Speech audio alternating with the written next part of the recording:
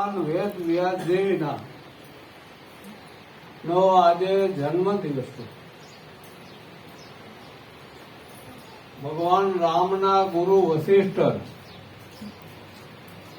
અને વશિષ્ઠના પુત્ર સત્યજીત અને સત્યજીતના પુત્ર પારાશર ઋષિ અને પારાશર ઋષિના પુત્ર વ્યાસ ભગવાનનો આજે જન્મ દિવસ છે. એટલે આખા ભારતની અંદર વ્યાસપીઠનું પૂજન થાય છે.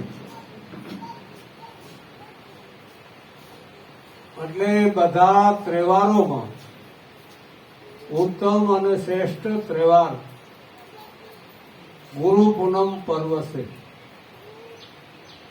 કે આમાં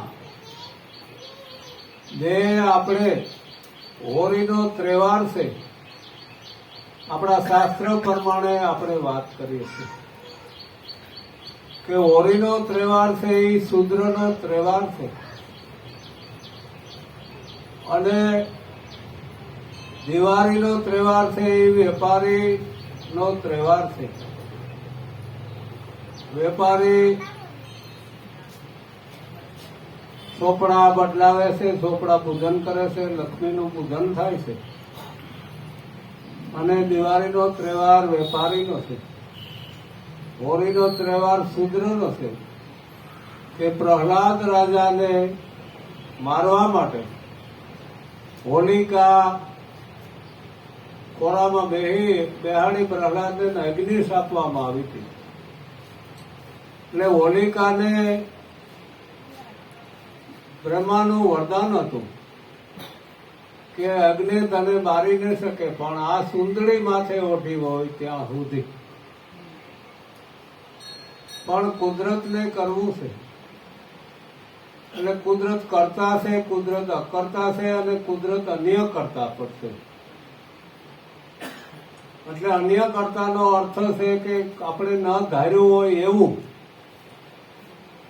પણ કુદરત કરી દે છે. એટલે એને અન્ય કરતા કહેવાય. કરતા કુદરત છે, અકર્તા કુદરત છે અને અન્ય કરતા કુદરત છે.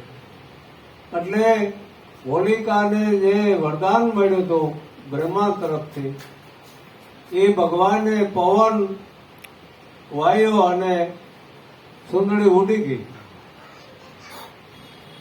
એટલે હોલિકા બળવા માંડી અને હોલિકા ભરી ગઈ અને પ્રહલાદ રાજા એમને જેમ હતા એમ બારોબાર નીકળી ગયા, સજીવન થઈ ગયા.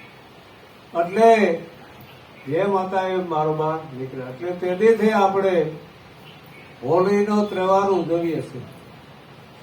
પણ આધ્યાત્મિક રીતે તત્વની દ્રષ્ટિએ જોઈએ, આપણા તત્વવેતા બ્રહ્મવેતા ની દ્રષ્ટિએ આ જોઈએ તો આ શરીર છે એ હોલિકા છે અને આત્મો છે એ પ્રહલાદ રાજા છે. એટલે આ હોલિકા ખોખું બારવા જાય છે. આ આત્મો પ્રહલાદ નીકળી ગયા પછી આ ખોખાને બારી છે. આત્માને કોઈ અગ્નિ બારી શકતી નથી. પણ આપણું જે આ શરીર છે એ જ હોલિકા છે. એ તત્વને રૂપે આપણા સંતો બ્રહ્મવેતાના દ્રષ્ટિએ આ વાત છે. પણ આપણે વ્યવહારિક રીતે સામાજિક રીતે ઓલી આપણે અર્ણાકર્ષની બેનને ગણીએ છીએ. પણ એ દ્રષ્ટાંત છે.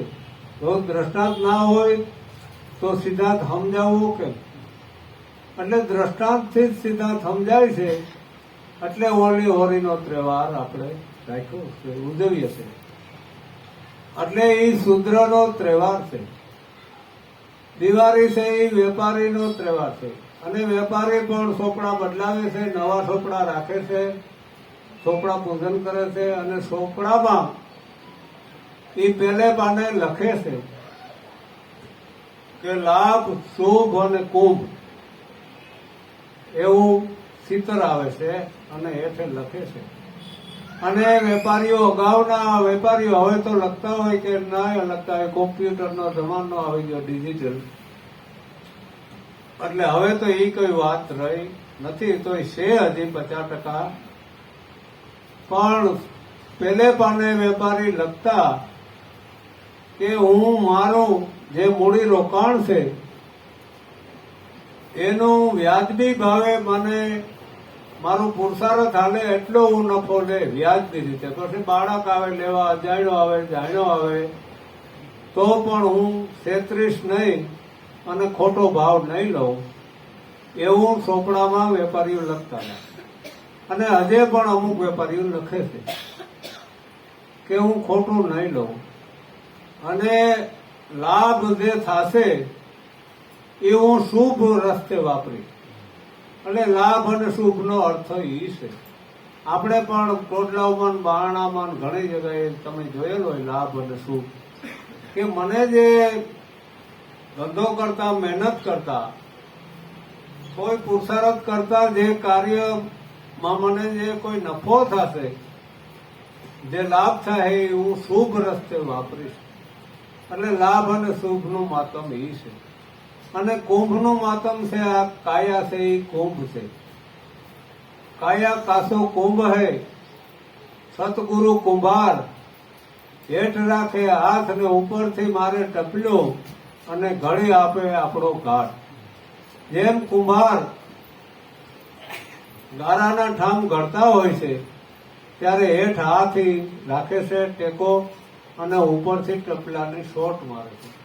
એવી રીતે સદગુરુ પણ આપણે શબ્દરૂપી શોટ મારે છે, અને શબ્દથી જ ઘડતર થાય છે, અને સત્સંગથી જીવન જીવવાની કળા મળે છે. રાજ મળે, ગજરાજ મળે, સુની માત મળે, સુની ભાત મળે, સુની તાત મળે, સબ સુલભ મેરે ભાઈ, પણ અનુભવી બ્રહ્મવેતાનો સત્સંગ અતિ દુર્લભ છે. એમ તુલસીદાસ રામાયણમાં લખે છે કે આપણે ભરત જેવો ભાઈ મળી જાય, દશરથ રાજા જેવો બાપ મળી જાય, કૌશલ્યા જેવી માતા મળી જાય, તો પણ હેલી વાત છે, એ હેલું છે. પણ અનુભવી બ્રહ્મવેતાનો સત્સંગ એથી પણ દુર્લભ છે. એટલે કે એથી પણ કિંમત વાળો સત્સંગ છે. સત્સંગનો મહિમા આપણા શાસ્ત્રોમાં પાને પાને લખેલો છે. પણ આજે આપણે ધમાલિયા જીવનના હિસાબે આપણે ગીતા ઘરમાં પડી હોય, ભાગવત ઘરમાં પડ્યું હોય, મહાભારત ઘરમાં પડ્યું હોય, પણ વાંચવાનો ટાઈમ નથી. અગાઉના જમાનામાં તો બેન દીકરી હારે જાતી ને તો પણ એક શાસ્ત્ર એના કરિયાવરમાં આપતા, એવો આપણો રીતિ રિવાજ હતો. પણ હવે ધીરે ધીરે સમય બદલાતો જાય છે, પણ સંતો હજે પણ ક્યાંય સંતોનો વાહ ગયો નથી. કોઈનો વાહ જાય નહીં, ગધેડાનો વાહ ન જાય, વધઘટ થાય છે. કૂતરાઓનો વાહ ન જાય, કાગડાઓનો વાહ